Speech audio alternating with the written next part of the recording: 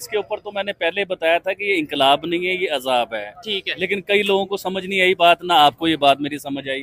अच्छा, मेरे जैसा इंसान जो साहब, मैं ये बात करना चाहूंगा, जिसे इतना मीडिया के बारे में पता ही नहीं है, मैं चंद आर्टिकल पढ़ लेता हूँ या थोड़ी सी वीडियो देख लेता हूँ, थोड़ी सी स्टडी कर लेता हूँ, तो मुझे पता चल रहा है कि ये इंकलाब नहीं है, ये सब एक ड्रामा हो रहा है। और आज शेख हसीना वाजिद ने जो बयान दिया है, ये बयान मैं अपनी पिछली 2 वीडियो में आपको पहले ही बता चुका था कि अमेरिका इन्वॉल्व है, ये अमेरिका करवा रहा है सारा कुछ, लेकिन आप मेरी ये बात नहीं मान रहे थे। आज शेख हसीना वाजिद ने खुले लफ्जों में कह दिया है कि मेरी गवर्नमेंट गिराने में अमेरिका का सबसे बड़ा हाथ है, अमेरिका इन्वॉल्व था, क्योंकि वो मुझसे हवाई अड्डे मांग रहा था या मिलिट्री एयरबेस मांग रहा था, और मैंने उससे इनकार कर दिया और अमेरिका ने मेरी गवर्नमेंट गिरा दी। चाहे वो इत्तेजाज के जरिए इस शक्ल से दिखाया गया, स्टूडेंट के जरिए दिखाया गया, जिस तरह भी दिखाया गया, शेख हसीना वाजिद की गवर्नमेंट गिरा दी गई। ठीक है, लेकिन आबिद भाई, स्टूडेंट्स को इसका मतलब है या तो क्या मतलब यूनिवर्सिटीज में, कॉलेजेस में जाके ये बताया गया कि भाई शेख हसीना की गवर्नमेंट करानी है, कैसे? मतलब हमने तो देखा स्टूडेंट सड़कों पे निकले हैं। साहब, वो स्टूडेंट नहीं थे। स्टूडेंट कभी अंडरगारमेंट्स से लहराते हुए नजर आएंगे? स्टूडेंट क्या होता है? स्टूडेंट का मतलब होता है पढ़ने वाला इंसान, एजुकेटेड इंसान, पढ़ा लिखा इंसान।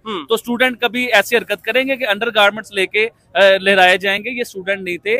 स्टूडेंट थे, मैं ये नहीं मानता कि स्टूडेंट बिल्कुल भी नहीं थे, कुछ स्टूडेंट थे बीच में, लेकिन बहुत ज्यादा लोग बीच में अपने घुसाए गए, पार्टियों के घुसाए गए, अमेरिका के चाहने वाले जो लोग थे वो घुसाए गए, जिन्हें डॉलर मिलते हैं वो लोग बीच में। नमस्ते हिंदुस्तान, मेरा नाम है चंदन। पाकिस्तान की एक जर्नलिस्ट आबिद अली, उनको यूट्यूब पे आप लोग देखा ही होगा।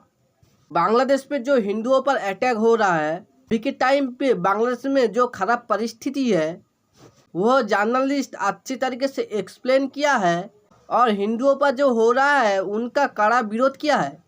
मैं यही भगवान से दुआ करूंगा बांग्लादेश पे रहने वाले हिंदू सुरक्षित रहे।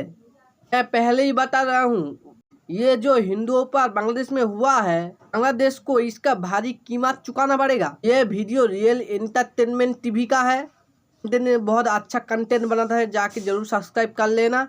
और पर एक तोड़ फोड़ की, गवर्नमेंट को गिराया गया, डराया गया। और आप ये देखें कि अमेरिका में जो शख्स थे मोहम्मद यूनुस नाम के, जो उनके वजीर आजम बन गए, वो तो बांग्लादेश में थे भी नहीं, उनका तो बांग्लादेश से मेरे ख्याल से लेना देना ही खत्म हो चुका हुआ था, तो वो रातों रात उधर के वजीर आजम बन गए। आपको याद होगा कि पाकिस्तान में भी इस तरह एक वजीर आजम था, उनका नाम आपको शायद याद होगा, शौकत अजीज आए थे, जिन्हें शायद वो कहा जाता था जी रातों रात ब्रीफ केस वाले प्राइम मिनिस्टर आए हैं। और जिस तरह शौकत अजीज पाकिस्तान में रातों रात अमेरिका से आए और वजीर आजम बन गए ना, इसी तरह ही मोहम्मद यूनुस रातों रात वजीर आजम बन गए। वजीर आजम वाला ना उनका कोई टैलेंट था, ना वो तो इकोनॉमी के ऊपर उनकी स्टडी है, बैंकिंग के ऊपर उनकी स्टडी है, तो वो रातों रात जो वजीर आजम बने, ये सब एक ड्रामा था। अगर स्टूडेंट उधर इंकलाब लेके आ रहे थे, तो स्टूडेंट फिर बांग्लादेश से कोई बंदा लेके आते ना, जिसे वजीर आजम बनवाते या हेड ऑफ स्टेट बनवाते, तो उन्होंने अमेरिका से ही कोई बंदा क्यों चूज किया?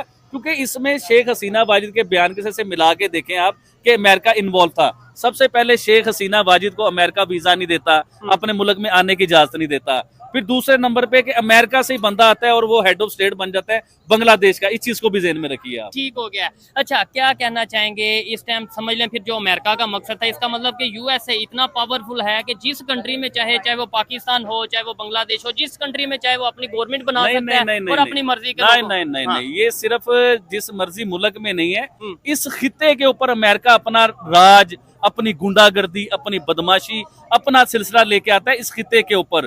बड़े सगीर पाक हिंद हो गया, एशिया हो गया। अगर बात करें इस सारे एरिया की, तो इसमें तो इंडिया भी आता है। फिर इंडिया के ऊपर क्यों नहीं आज तक ऐसी सिचुएशन आई? क्या इंडिया के खिलाफ क्यों नहीं? आप मेरी ये वाली बात सुने ना, आज आप भी सख्त बात सुने। आप सारा दिन इंडिया इंडिया करते हो, आप हर वीडियो इंडिया के ऊपर बनाते हो, तो आपको ये आइडिया नहीं है कि इंडिया के बीच में भी अमेरिका ने बहुत कोशिश की उनके हालात खराब करवाने की, उनके झगड़े करवाने की। जिस तरह खालिस्तान का मामला शुरू हो गया, जिस तरह मणिपुर का मामला शुरू हो गया, तो ये अमेरिका इन्वॉल्व होता है। देखिए, इस एशिया के बीच में अमेरिका अपना एक जो है ना पूरा हक जमाना चाहता है, क्योंकि वो जिस मुल्क में अपने मर्जी का वजीर आजम लेके आता है, तो अगर वो वजीर आजम अमेरिका की बात नहीं मानता, तो उस मुल्क में मुख्तलिफ तरीकों से प्रोटेस्ट शुरू हो जाते हैं, इhtजाज शुरू हो जाते हैं, जिसकी वजह से वो गवर्नमेंट गिरानी पड़ती है। सब अमेरिका। बड़े बड़े न्यूज़ चैनल ये बता रहा है इसका सीधा हाथ पाकिस्तान और अमेरिका से हो सकता है। बांग्लादेश की जो प्राइम मिनिस्टर थी शेख हसीना जी, एक प्रेस कॉन्फ्रेंस में ये बोला है ये सब कुछ अमेरिका ने किया है। मतलब आप लोग एक बार के लिए सोच के देखो, पहले तो ये स्टूडेंट प्रोटेस्ट था, फिर बांग्लादेश की सरकार बांग्लादेश की स्टूडेंट की बात मान ली थी, फिर क्या हुआ, ये पॉलिटिकल एजेंडा बन गई और रातों रात सरकार की तख्तापलट हो गई। बहुत सोचने की बात है।